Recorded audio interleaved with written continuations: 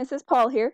In the last video, I introduced you to Kai and showed you a couple of pictures, and I thought that I would record and show you him in real life. And here he is. He's still pretty tiny, and he's really, really sleepy right now because it is bedtime. And that's pretty much all he does. He eats and he sleeps and he poops and he pees, and that is his life. So he does a lot of sleeping. And so you can't really see, but when he opens his eyes, he has blue colored eyes, and so we'll see if he has blue eyes as he grows up. About a year after babies are born, you'll see their actual eye color. So their eye color can change, and same with their hair color. As you grow up, your hair color will change. And so my husband, when he was little, had blonde hair, and as he grew up, it got darker. Right now, Kai has very little hair, but it's kind of a light colored, blondish kind of color hair. Speaking genetics wise, he has unattached earlobes, and I have unattached earlobes, whereas my husband has attached earlobes. And so he got that dominant gene from me. Some other things that we've seen, he has really skinny feet with long toes, and so does my husband. And so we can see different traits of us in him. So anyways, here he is, and he's sleeping. So I'm going to let him continue to sleep. And so let's go ahead and continue learning about genetics, and we're going to learn about dihybrid cross today. So before we continue on with our dihybrid cross, let's get our notebook in order a little bit. And so take a look whether you're in advanced or regular, because our notebooks are different. And let's go ahead and pause the video and label some pages. If you have these things finished, if you finish your Create a Baby, if you finished the Oompa Loompa practice, if you have your quiz, then let's go ahead and take a moment and glue those things in. And then label our pages for today. So page 159, page 161, and page 163. Okay, so now that you have your notebook ready, let's go ahead and move on to our lecture on dihybrid cross. So in our last one, we learned about monohybrid cross, mono meaning one. Here we're learning about dihybrid, and so di meaning two. And so we're looking at crossing two traits together. So what's the probability that an organism will receive two of the same traits at once? So di meaning two, and hybrid meaning a mix of different parts. And so in our last video, we learned about the first law of Mendelian genetics, which was the law of segregation, just saying that the alleles are going to separate. Now, this is the second law of Mendelian genetics, which is the law of independent assortment, meaning that when those gametes form, the alleles are just going to be distributed randomly.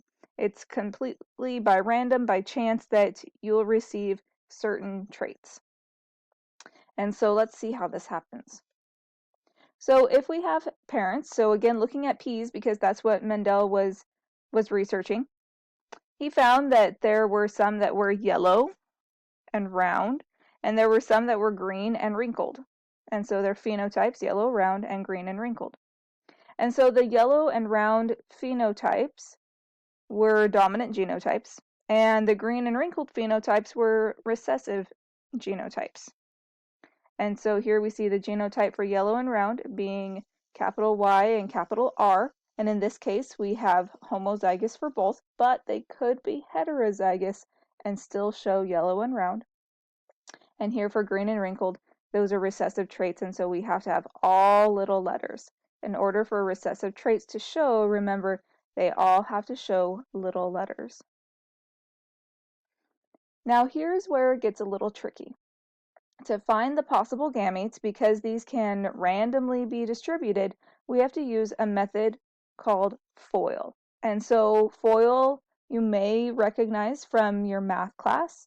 And so with FOIL, what we mean is F stands for first. And so we're going to multiply the first letters of each genotype together. So we have the genotype for color, and we have the genotype for shape. And so we're going to multiply the first letters together. So this Y times this R. And so we get the genotype Y, capital R.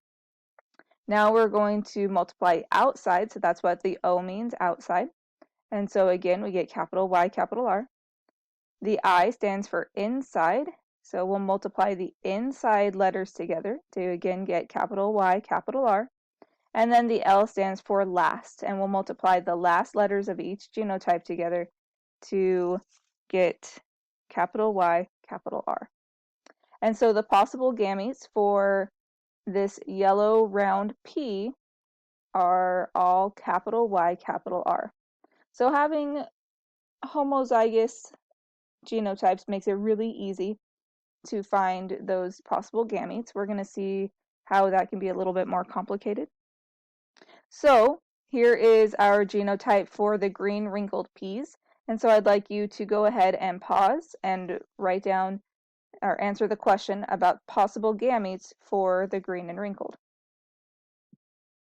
And so when we use the FOIL method for that, we find that, again, because it's all homozygous and homozygous recessive, our gametes are all little y, little r.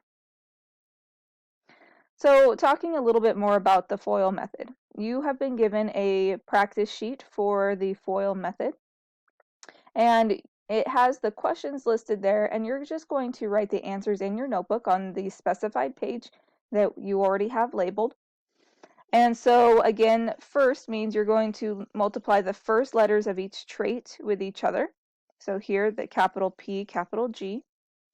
Then you're going to multiply the outside letters. So here the outside is this capital P and little g.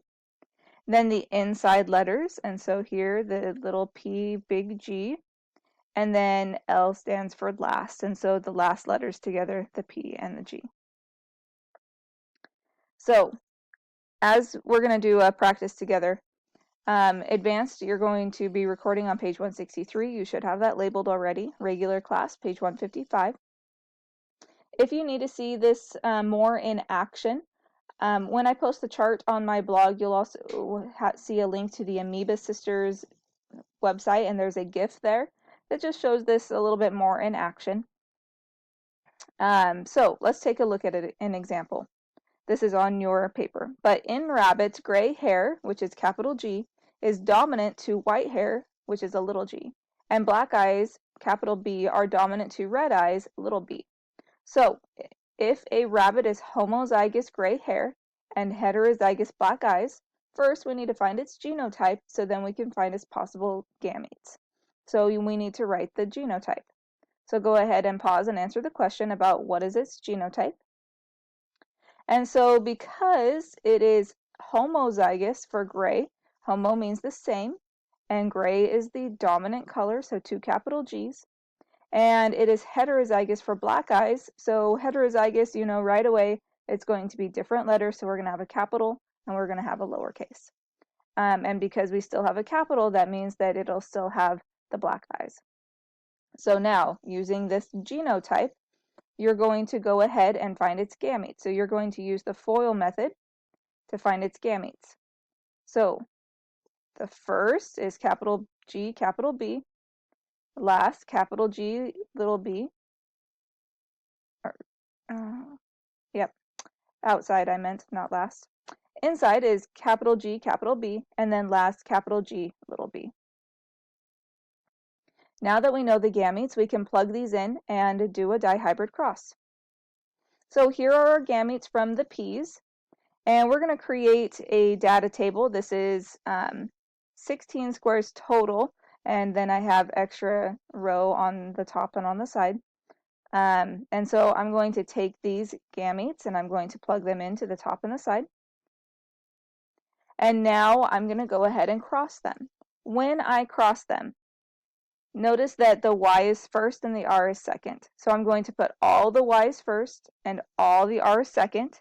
And I'm going to arrange it so it's big letters first and then the small letter. So for example, in this box, I'm going to cross this capital Y, capital R with the little y, little r. And I get capital Y, capital R, little r. So notice I put all the Y's first and then all the R's second, And then with the Y's, I'm always going to do a capital first and then the lowercase if that's applicable. So let's take a look at the next one. Your question is going to ask you to cross our next box. So go ahead and answer that. And what we see is that we get a capital Y, capital R, little r. So I've color coded it for you to show what we get. And if we take a look at the next two boxes, then we also have capital Y, capital R, little r. And so I'm going to go ahead and fill in the rest here. And notice that we have the same genotype for all of them. So it makes it really easy to record in the end here. And so anytime we create our crosses, we want to know the ending phenotypes and genotypes and the ratios. And so here, if we look at our genotypes and phenotypes, we only have one genotype, which means we only have one phenotype. And that phenotype is yellow and round. So we have capital Y and capital R in all of them, so yellow and round. And that's a genotype of capital Y, capital R, oh, this should say little r. And that means it's a total of 16 out of 16 possible offspring will have this genotype, which means 100%. So this one was pretty easy, but we're going to start getting into some practices that are more difficult. So let's take a look at the next practice that you have, which is a guinea pig dihybrid practice. And so we're going to start on the back page. The top question there looks like this. So if I have a black guinea pig with short hair and I cross it with a white guinea pig with short hair, I need to use its genotypes here to find its gametes, so then I can cross them. So let's start with this one. Here's my genotype. So I'm going to multiply the first letters together, so I get capital B, capital L. I'm going to multiply the outside ones together, so I get capital B, little l. Then the inside ones, little b, big L.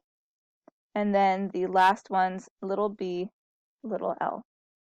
So then I can do the same thing for this guy here. So here's its genotype. So it's homozygous recessive with heterozygous for hair length. And so going through the FOIL method, here's the gametes that I get. And I'm going to go ahead and put these gametes in the top and these gametes on the side. And I'm going to do one cross here with you, and then you'll be able to continue on your own. So if I look at the very first bubbles here, I'm going to go ahead and record these on this line. Remember, I want all the B's together first because the B's are together first here, and then all the L's together. And then when I do that, I want capital letters first and lowercase letters second. So here, go ahead and pause and answer the question. What would the resulting genotype be for this offspring? And our answer is capital B, little b, capital L, which means that this guy is going to have black hair and it's going to be short hair. And so that means that here, black and short, we would have one offspring already. When you are finished with your entire chart, over here, how many of the offspring are each of these? You're going to record the total number for each trait. So we'll have lots of practice with dihybrid. You'll have several days to practice this and several days to practice with your classmates as well. When you are finished with this video, the final chart is going to be located on my blog, so you will need to go to my blog, to your notes, and record the chart from there. And along with that, you'll find that link to the Amoeba Sisters video for the gift to practice your FOIL method. So continue to practice hard and do well, and I hope that you guys are able to help each other to understand dihybrid crosses. See ya.